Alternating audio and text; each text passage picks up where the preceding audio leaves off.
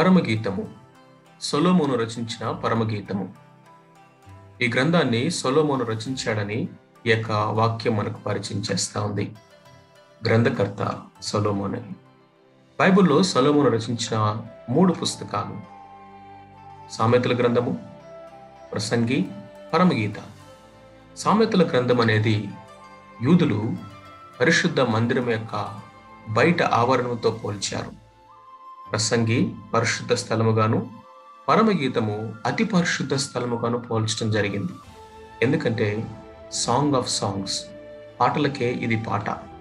యూదులకు holy of the Holi, ఇది పరమగీతము, దైవికమైనటువంటి గీతము. దేవుడు ఆత్మ ద్వారా మానవుని చేత రాయించినటువంటి దైవ కావ్యము. ఇంత పవిత్రమైనటువంటి ఈ యొక్క పాటలో ఎంతో మహోత్కృష్టమైనటువంటి ప్రేమను గురించినటువంటి వివరణ ఉంటా ఉంది. ఆ ప్రేమే వైవాహిక ప్రేమ, భార్యాభర్తల మధ్య ఉండేటువంటి ప్రేమ. వివాహము అనేదాన్ని 3 మాటల్లో మనం చెప్పాలంటే లీవింగ్, క్లీవింగ్, వీవింగ్ అని చెప్పవచ్చు. విడిచిపెట్టుట, హత్తుకొనుట, పెనవేసుకొనబడుట. ఈ 3 మాటలు ఈ పరమగీత గ్రంథం యొక్క అవుట్లైన్ గా జాన్ మెకార్థర్ వివరించటము మనం చూస్తాము. కాబట్టి వైవాహిక వ్యవస్థలో sex is a greatest gift of God. దేవుడిచ్చినటువంటి అతి మహోన్నతమైనటువంటి వరము అది. ఇక్కడ గనక మనం చూసినట్లయితే షోలమితి మాట్లాడుతూ ఉంది, నోటి ముద్దులతో అతడు నన్ను ముద్దు పెట్టుకును గాక, నీ ప్రేమ ద్రాక్షారసము కన్నా మధురము. ఇక్కడ ఒక ప్రగాఢమైనటువంటి ఆశని ఆమె తెలియచేస్తా ఉంది. దేని కొరకు ఆమె ఆశపడతా ఉందంటే ప్రగాఢమైనటువంటి ప్రేమ కోసం. ఈ యొక్క deepest Dzire is for the greatest love. అంతేకాకుండా ఇంటిమేట్ లవ్, నోటి ముద్దులతో అది నన్ను ముద్దు పెట్టుకును. ముద్దు అనేది ఒక deepest and intimate expression of greatest love. అందుకనే వైవాహిక వ్యవస్థలో ప్రేమ అనేది ఇచ్చిపుచ్చుకునేదిగా ఉండాలి, మాటలతో మాత్రమే పరిమితమైనదిగా ఉండకూడదు. ఎందుకంటే sex is not sin inside marriage. భార్యాభర్తల మధ్య ఈ ప్రేమ భావ వ్యక్తీకరణ అనేది అతి ప్రాముఖ్యమైనది. అందుకనే దేవుని యొక్క వాక్యం హెచ్చరిస్తా ఉంది, పురుషులు స్త్రీలు అంటే భార్యాభర్తలు ఇద్దరు కూడా వారి వైవాహిక ధర్మాన్ని వారు నెరవేర్చేటువంటి వారుగా ఉండాలి.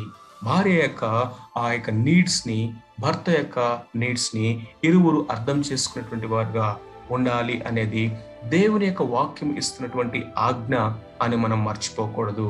ప్రభువుతో మనకు ఉండవలసినటువంటి ప్రేమ, మనం ఎక్స్పీరియన్స్ చేయవలసినటువంటి ఆ యొక్క ఇంటిమేట్ పర్సనల్ రిలేషన్షిప్ అనేది అంత ఎక్స్క్లూజివ్గా, అంత డీప్గా, హృదయమైనటువంటిదిగా ఉండాలి అని మనకి ఈ యొక్క వాక్యము అర్థాన్ని చెప్తా ఉంది. ద్రాక్షారసము కన్నా నీ ప్రేమ మధురమైనది. ఎస్, ద్రాక్షారసము కన్నా నీ ప్రేమ మధురమైనది అన్నప్పుడు ఈ లోకములో ద్రాక్షారసం ఉన్నది. ద్రాక్షారసము అనేది ఈ లోకము అందించేటువంటి ప్రేమకు తాత్కాలికమైనటువంటి, లేకపోతే అంతలో ఉండి అంతలో అయిపోయేటటువంటి ఆనందమును ఇవ్వలేనటువంటి ప్రేమను చూపిస్తా ఉంది. ఎఫెసీ 5:18 దానిలో దుర్వ్యాపారము కలదని దేవుని యొక్క వాక్యం చెప్తా ఉంది. అది చాలా పరిమితమైనది, చాలా కొదువ కలిగినది, అది సంపూర్ణతలో లేనటువంటి అసంపూర్ణమైనది. అలాంటి యొక్క ద్రాక్షారసము వలన వచ్చేటువంటి ప్రేమ కాదు నా ప్రియుడి యొక్క ప్రేమ. అది శాశ్వతమైనది, నిత్యమైనది, కొలవలేనిది. నేను ఇదిగో ఆ యొక్క హద్దులు అవధులు లేనటువంటి ఆశ్చర్యమైనటువంటి ఆ యొక్క ప్రేమ, ఆ ప్రేమను నేను అనుభవిస్తా ఉన్నాను. అది కలువరిలో చూపినటువంటి క్రీస్తు ప్రభు యొక్క ప్రేమ. భర్త తన భార్యను ప్రేమించడానికి ఇది ఒక్కటే మాదిరి. ఇదిగో ఇక్కడ గొప్ప ప్రేమను మనం చూస్తా ఉన్నాము. అది లోకం ఇచ్చే మాధ్యమాలు కానీ, ఇంటర్నెట్ కానీ, సీరియల్స్ కానీ, మూవీస్ కానీ మరి ఏది కూడా ఇవ్వలేనటువంటి అతి శ్రేష్టమైనది. అది కలువరి శిలువలో ప్రభువు చూపిన త్యాగపూరితమైనటువంటి ప్రేమ, సంఘము కొరకు తనను తాను అప్పగించుకున్నటువంటి ప్రేమ. అది ద్రాక్షారసము కంటే మధురమైనది అని చెప్తా ఉంది. అలాంటి ప్రేమను వైవాహిక వ్యవస్థలో ఒకరి పట్ల ఒకరు అనుభవించాలి. ఆ ప్రేమలో కపటం ఉండదు, ఆ ప్రేమలో స్వార్థం ఉండదు, ఆ ప్రేమలో పర్సనల్ సెల్ఫ్ గెయిన్ ఉండదు, ఆ ప్రేమలో సాక్రిఫిషియల్ గివింగ్ ఉంటుంది. అది ఆ ప్రాణప్రియుడైనటువంటి ప్రభు చూపినటువంటి ప్రేమ. భార్యాభర్తల యొక్క ప్రేమకు అదే నిదర్శనము. ఆయన నామము అన్నప్పుడు ఆ నామము ఒక గొప్ప సాక్ష్యాన్ని, క్యారెక్టర్ని తెలియజేస్తా ఉంది. వైవాహిక వ్యవస్థలో భార్యాభర్తలుగా జతపరచబడేటువంటి వారు దేన్ని చూసుకోవాలంటే క్యారెక్టర్. ఈ దినంలో చామ్ చూసుకుంటున్నారు, ఎంతో అందంగా ఉన్నామా లేదని చూసుకుంటా ఉన్నారు. అనేకమైనటువంటి వాటిని పెద్దపీట వేస్తూ వాటినే పరిగణలోకి తీసుకుంటా ఉన్నారు. కానీ అతని యొక్క పేరు ఎలా ఉంది? పరిమళ వాసన. ఒక అద్భుతమైనటువంటి సాక్ష్య జీవితాన్ని కలిగిన యవనస్తుడు నీకు భర్తగా కావాలని కోరుకుంటున్నావా ఓ సహోదరి? మంచి గుణవతి అయినటువంటి భార్య నాకు భార్యగా కావాలి అని నీవు కోరుకుంటున్నావా యవనస్తుడా?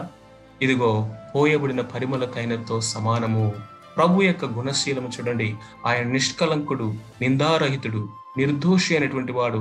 అతడు ప్రాణమునకు ప్రియుడు అని తండ్రి అయిన దేవుని చేత సాక్ష్యము పొందినటువంటి వాడు. కాబట్టి character is very important in family life. అంతేకాకుండా ఆకర్షణ.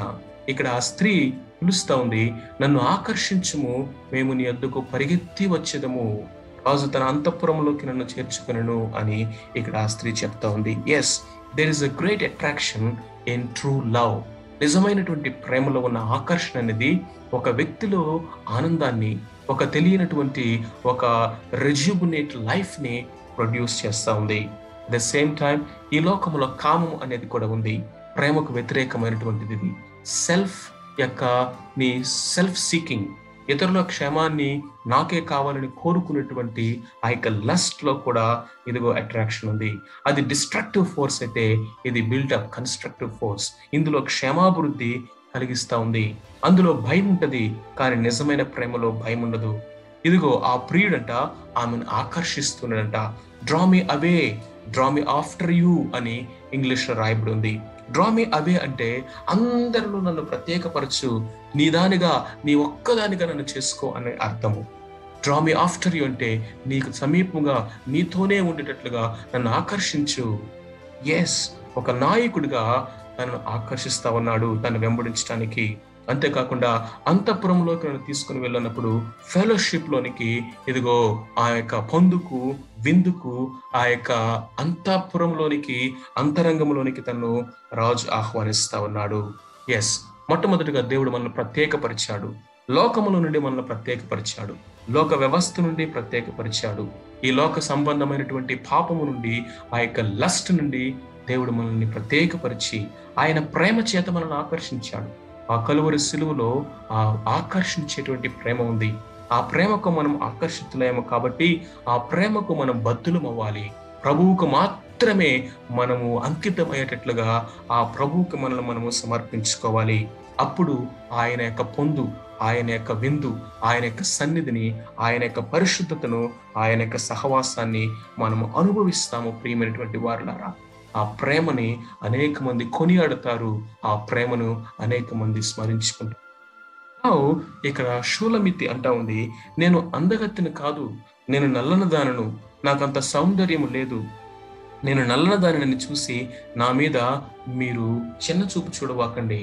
నా సహోదరులు నన్ను కోపగించి ద్రాక్ష తోటకు నన్ను కావలికత్తుగా ఉంచారు. నా సొంత తోటను నేను కాయలేకపోతుని. ఇక్కడ ఒక ఇన్ఫీరియారిటీ అనేది ఆమెలో మనకు కనిపిస్తా ఉంది. అయ్యో, నేను అందరిలాగా తెల్లగా లేనే, సన్నగా లేనే, లేకపోతే ఆభరణాలు నాకు లేవే, ఈ విధమైనటువంటి మోడర్న్ డ్రెస్లు నేను వేసుకోలేకపోతున్నానే, లేకపోతే ఇదిగో మిగిలినటువంటి వారిలాగా నేను అందంగా కనపడట్లేదనేటువంటి న్యూనతాభావము ఈ దినాల్లో అనేక మంది యవనస్తులు ఫేస్ చేస్తున్నటువంటి ఒక సమస్య, అతి భయంకరమైనటువంటి సమస్య. దాని కొరకు ఏం చేస్తున్నారండి? అలంకరణల వైపు తిరుగుతున్నారు. అలంకరణ అనేది ఆర్టిఫిషియాలిటీ, అది లేని దాన్ని మనము కల్పించుకునేటువంటి ఒక కల్పన. అలంకరణని కృత్రిమము. ఆ కృత్రిమాన్ని దేవుడు ఎప్పుడు కూడా ఆయన ఇష్టపడడు. కాబట్టి ఇదిగో బ్యూటీ అనేది దేని మీద ఆధారపడి ఉంది? అంతరంగమైనటువంటి సౌందర్యం. అది హృదయం అంతా పరిశుద్ధంగా ఉంటే, అంటే తెల్లగా ఉంటే, ఇదిగో అందాన్ని మనం సరిగా చూడగలుగుతాము. అందం అనేది మనం చూసే కళ్ళలో ఉందని ఒక ఆయన, beauty lies in the beholder's eyes. Yes, ఇదిగో ఈ దినాన వివాహ వ్యవస్థలు విచ్ఛిన్నమవడానికి కారణం ఏంటో తెలుసా?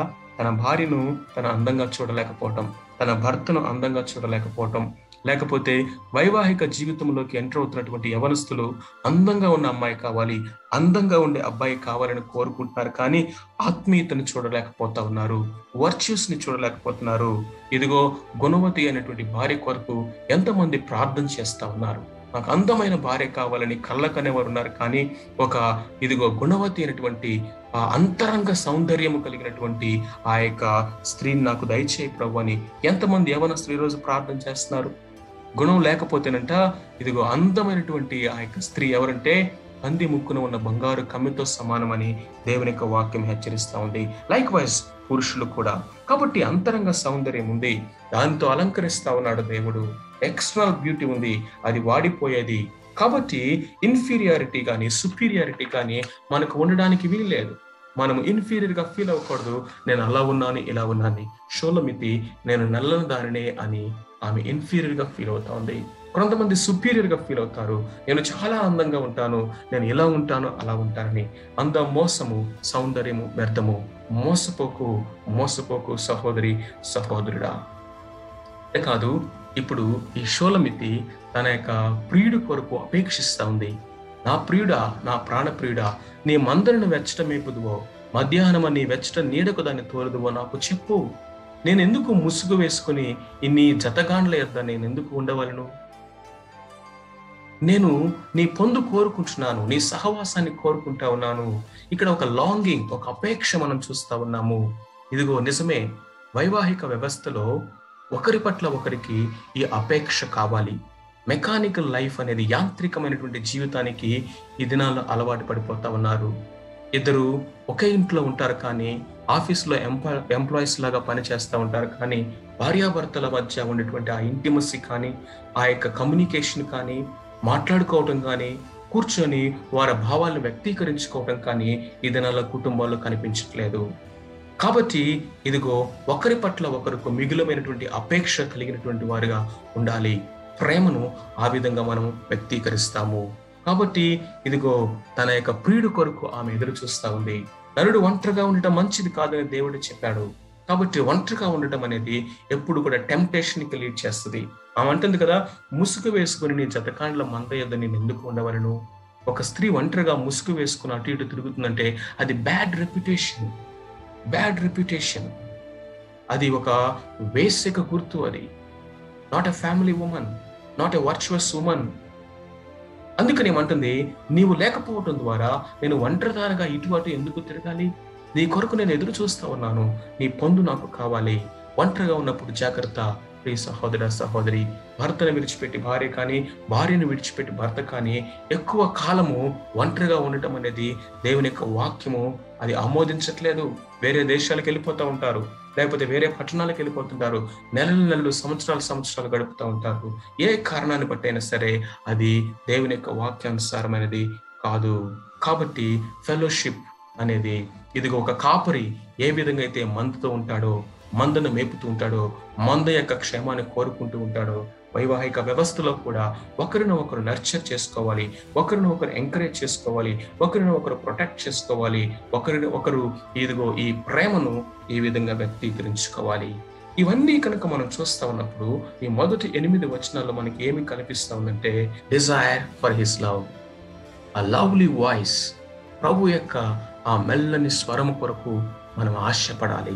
ఆ షూలమితి ఇదిగో ఆశ కాదు, rejoice in the lord, rejoice in that beloved exceedingly. ప్రభువునందు ఆనందించుట. ఈ లోకంలో ఆనందం లేదు ప్రియులారా, ప్రభువునందు ఆనందించటము మనం నేర్చుకోవాలి. మరలా చెప్పుదును, ఆనందించుడి.